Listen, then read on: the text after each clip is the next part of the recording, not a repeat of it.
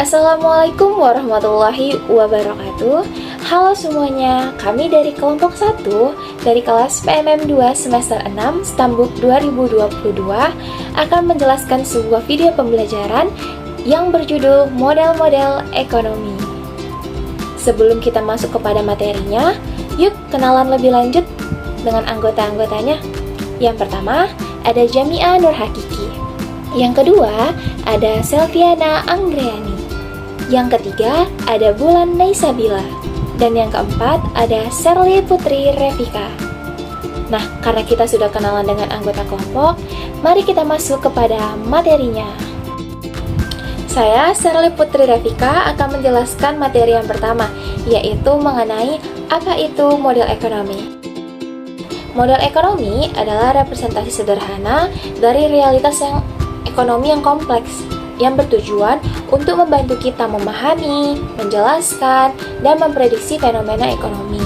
Contohnya, misalnya ketika kita ingin membuat kue, pasti kita membutuhkan atau mengikuti sebuah resep. Nah, resep tersebutlah yang disebut dengan model, yang dimana menyederhanakan proses kompleks menjadi langkah-langkah yang bisa diikuti untuk hasil yang diinginkan. Selanjutnya, kita masuk kepada mengapa sih model ekonomi penting dalam kehidupan sehari-hari? Yang pertama, membantu membuat keputusan yang lebih baik, seperti saat memutuskan untuk membeli rumah atau menyewa dengan mempertimbangkan biaya, keuntungan, dan kondisi pasar properti di masa depan. Yang kedua, membantu memahami berita ekonomi, seperti memberikan kerangka kerja untuk merencanakan informasi, seperti tingkat inflasi dan pertumbuhan PDB yang sering kita dengar. Yang ketiga, membantu memprediksi dampak kebijakan. Misalnya, ketika pemerintah menggunakan model untuk memperkirakan bagaimana kenaikan upah minimum provinsi atau UMP akan mempengaruhi tingkat pengangguran dan daya beli masyarakat. Nah, ketiga contoh tersebut merupakan beberapa contoh alasan mengapa model ekonomi penting dalam kehidupan sehari-hari. Di sini saya akan menjelaskan mengenai elemen-elemen dasar dalam model ekonomi. Nah, setiap model ekonomi itu dibangun oleh elemen-elemen dasar untuk merepresentasikan suatu hubungan. Yang pertama itu adalah variabel. Variabel sendiri itu merupakan faktor-faktor yang memiliki nilai yang nilainya itu bisa berubah dan akan kita jelaskan atau kita prediksi. Contohnya itu seperti harga, kuantitas, dan lain sebagainya. Kalau dalam kehidupan sehari-hari, contohnya itu seperti tinggi badan, suhu suatu ruangan, jumlah uang di dalam dompet, dan lain sebagainya juga. Yang kedua itu adalah variabel endogen. Variabel endogen itu adalah variabel yang nilainya itu ditentukan dari dalam model itu sendiri, dan variabel ini itu variabel yang ingin kita jelaskan atau kita prediksi. Contohnya itu kalau dalam model penawaran dan permintaan seperti harga keseimbangan dan kuantitas keseimbangan. Nah, model ini itu dirancang untuk menentukan nilai-nilai dari harga keseimbangan dan kuantitas keseimbangan. Nah, dalam kehidupan sehari-hari itu contohnya seperti suhu air mendidih di panci setelah dipanaskan. Nah, kemudian untuk yang ketiga itu ada variabel eksogen. Nah, variabel eksogen ini adalah variabel yang nilainya itu ditentukan dari luar model itu sendiri dan dianggap diberikan atau konstan oleh model. Nah, variabel ini itu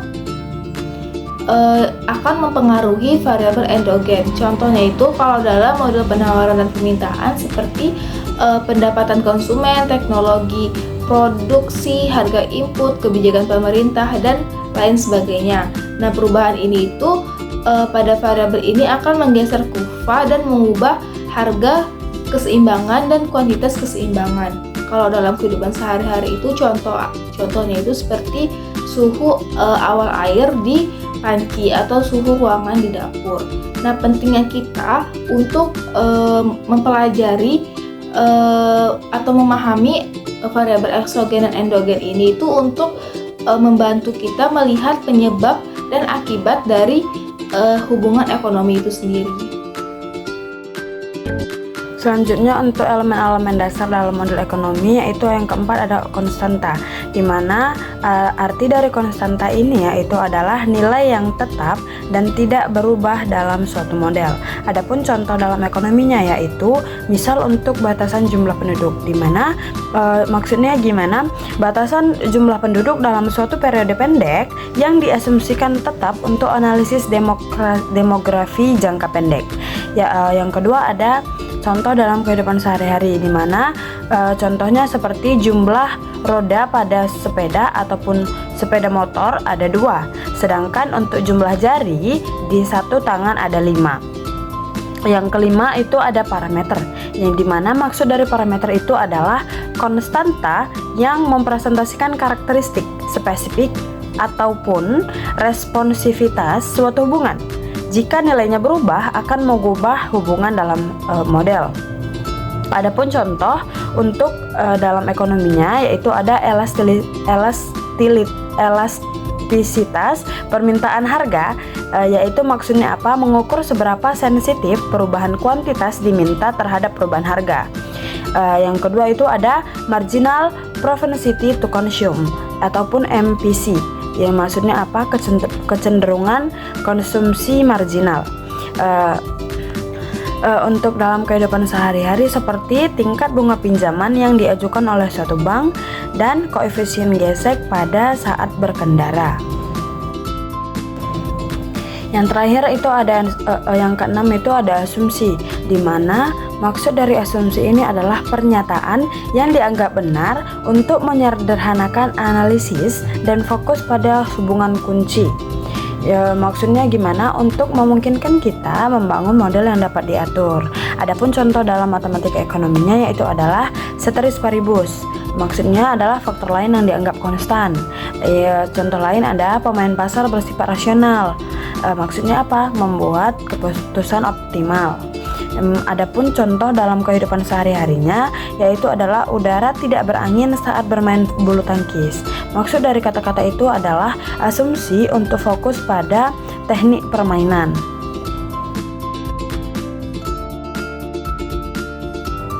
Selanjutnya ada jenis-jenis model untuk ekonomi. Yang pertama itu ada model verbal, di mana maksud dari model verbal ini adalah ketika kita menjelaskan menggunakan kata-kata biasa, itu artinya dapat dimengerti. Contohnya itu adalah ketika harga suatu barang naik, maka jumlah yang diminta cenderung turun. Dengan kata-kata itu kita dengan mudah ataupun bisa mengartikannya secara bagus atau merinci secara baik. Yang kedua itu ada model grafis, di mana model grafis ini menggunakan grafik dan kurva untuk menunjukkan hubungan visualnya. Adapun contohnya yaitu adalah seperti ada grafik kurva dari permintaan dan penawaran. Yang ketiga itu ada model matematis, di mana model matematis ini menggunakan persamaan dan notasi aljabar untuk menjelaskan hubungan secara presisi. Seperti adapun contohnya QD sama dengan A dikurang B dikali P. Baik, di sini saya akan menjelaskan materi tentang model penawaran dan permintaan. Model penawaran dan permintaan adalah salah satu konsep paling fundamental dalam ekonomi. Model ini menggambarkan bagaimana interaksi antara pembeli dan penjual di pasar yang menentukan harga dan jumlah barang yang dipertukarkan. Kemudian dalam model ini terdapat dua kurva utama. Yang pertama itu kurva permintaan dan kurva penawaran. Kurva permintaan menunjukkan hubungan antara harga suatu barang dan jumlah barang yang diminta oleh konsumen. Umumnya semakin tinggi harga barang, maka semakin sedikit jumlah yang diminta. Sebaliknya, untuk kurva penawaran menunjukkan hubungan antara harga dan jumlah barang yang ditawarkan oleh produsen. Semakin tinggi harga, maka semakin banyak produsen yang bersedia menjual barangnya. Kemudian, titik pertemuan antara kurva permintaan dan kurva penawaran disebut titik keseimbangan. Disinilah harga pasar itu terbentuk dan jumlah barang yang diminta sama dengan jumlah yang ditawarkan. Dalam model ini juga terdapat dua jenis variabel. Yang pertama itu ada variabel endogen dan yang kedua itu ada variabel eksogen.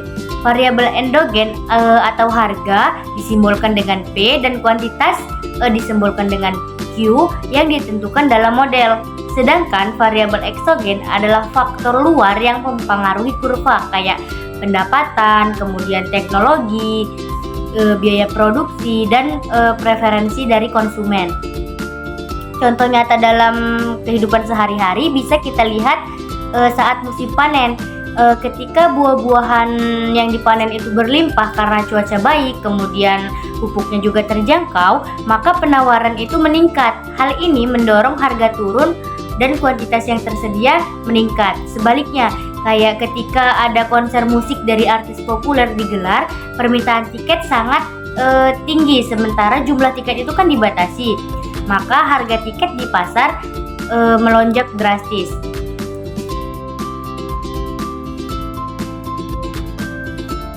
Pada slide selanjutnya kita akan membahas model arus sirkular atau bagaimana sih ekonomi itu bergerak.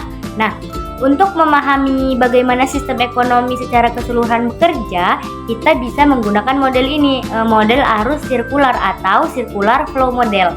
Model ini menggambarkan aliran uang, barang, dan jasa dan faktor produksi antara dua pelaku utama kayak rumah tangga dan perusahaan.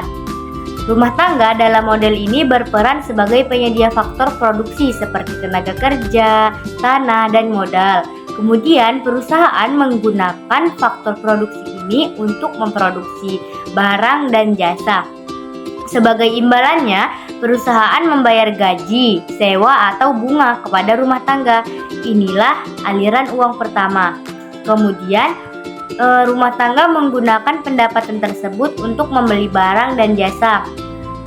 Inilah aliran uang kedua yang bergerak dari rumah tangga kepada perusahaan.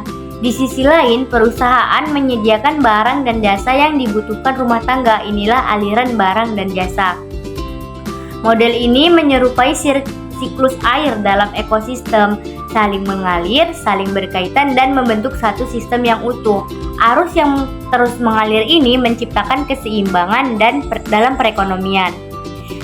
Dalam versi yang lebih kompleks, kita bisa menambahkan pelaku lain seperti pemerintah, sektor luar negeri, dan sektor keuangan. Pemerintah bisa memungut pajak dan memberikan subsidi. Kemudian jika sektor keuangan bisa terlibat dalam ekspor dan impor. Sementara kalau sektor keuangan ini berperan menyalurkan tabungan menjadi investasi. Dengan memahami model arus sirkular ini, kita bisa melihat bagaimana sih keputusan yang dibuat oleh satu pihak bisa mempengaruhi pihak lainnya. Ini sangat penting untuk memahami keterkaitan antara sektor dalam perekonomian dan dampak dari kebijakan ekonomi secara menyeluruh. Baik, kita masuk ke dalam slide terakhir yaitu kesimpulan. Nah, model ekonomi adalah alat yang sangat penting dalam ilmu ekonomi karena membantu kita memahami, menjelaskan, dan memprediksi fenomena ekonomi yang kompleks. Dengan menyederhanakan kenyataan, model memungkinkan kita untuk lebih fokus pada hubungan inti antar variabel. Setiap model dibangun dari beberapa komponen dasar seperti variabel endogen dan eksogen, kemudian ada konstanta, parameter, dan asumsi. Variabel endogen adalah hasil yang ingin kita cari atau kita jelaskan dari dalam model. Sedangkan variabel eksogen adalah faktor luar yang mempengaruhi hasil tersebut. Konstanta dan parameter membantu kita membakukan hubungan yang stabil, sementara asumsi memberi batasan agar model tetap logis dan dapat dioperasikan. Dengan memahami dan menggunakan model, kita dapat menganalisis permasalahan ekonomi dengan lebih terarah. Kita juga bisa membuat prediksi seperti apa yang akan terjadi jika pajak dinaikkan atau jika harga minyak turun. Model juga sangat berguna dalam membuat keputusan yang lebih bijak, baik di tingkat individu maupun kebijakan negara. Namun, penting untuk diingat bahwa model adalah penyederhanaan dari kenyataan. Ia tidak bisa menggambarkan semua variabel yang ada di dunia nyata. Karena itu, model harus digunakan dengan bijaksana dan disesuaikan dengan konteks saat kita gunakan. Sebagai penutup, kita bisa mengatakan bahwa memahami model ekonomi berarti memiliki alat bantu untuk berpikir yang sangat berharga dalam menghadapi berbagai persoalan ekonomi. Ekonomi memang tentang pilihan, dan model membantu kita membuat pilihan yang tepat, rasional, dan efisien. Sekian video pembelajaran dari kami terkait model-model ekonomi. Semoga video yang telah kami sampaikan penjelasannya dapat mudah dimengerti dan dapat memberi tambahan wawasan baru kepada kita semua. Akhirul kalam, wassalamualaikum warahmatullahi wabarakatuh. Terima kasih.